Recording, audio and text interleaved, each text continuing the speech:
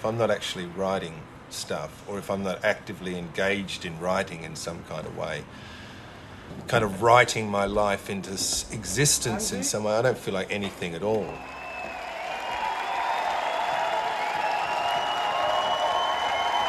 Thank you. It's not like I have these ideas about life and then I go and write songs about them. I write songs and then I have these ideas about life, if you know what I mean. I gotta get up to get down and start all over again. Yeah! Yeah! Yeah!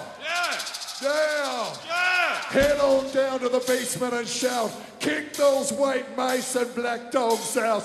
Kick those white mice and baboons out. Kick those baboons and other motherfuckers out and get it on! Get it on! Churchill had his black dogs and Kafka his white mice, enemies of creation taking animal form, while I get the baboons. The baboons occur with reasonable but not unmanageable regularity. They are not exactly depression, rather a state of anti-inspiration, and are often accompanied by the hyenas. The baboons and hyenas can, in time, be vanquished by a certain secret trick of the mind. But the one you don't want to mess with is the moose.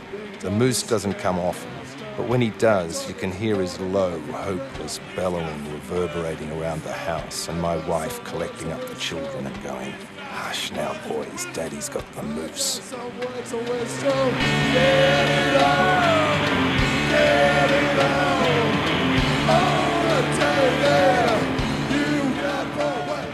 I know there are some people who can let it go and have a more realistic approach to the whole thing of, okay, I do go and do my work, and then then I'm a kind of become a normal human being in the hours that I'm not doing my work. But I actually find that very difficult. I've always found that very difficult. You'd live in the studio. You wouldn't go home, especially back then.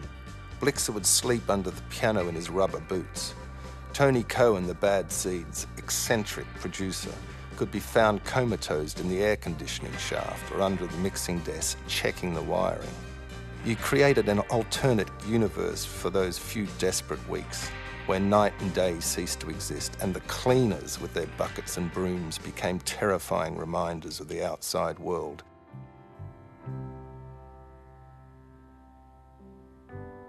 Moral sneaks in the White House, computer geeks in the schoolhouse, drug freaks in the crack house. At some point I felt I had to get organised because things were getting hopelessly chaotic.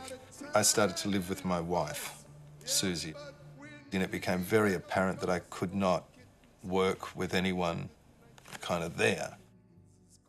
It just wasn't dignified to subject the person you love to the creative process, which is actually not very attractive.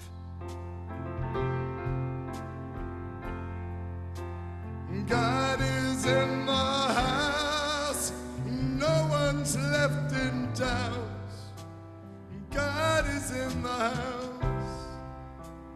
I don't go in the office when I feel inspired. I just go in the office in the morning. I don't care how I feel or what condition I'm in or whether the muse is struck that day or whatever. I just go in and do it. A lot of people think that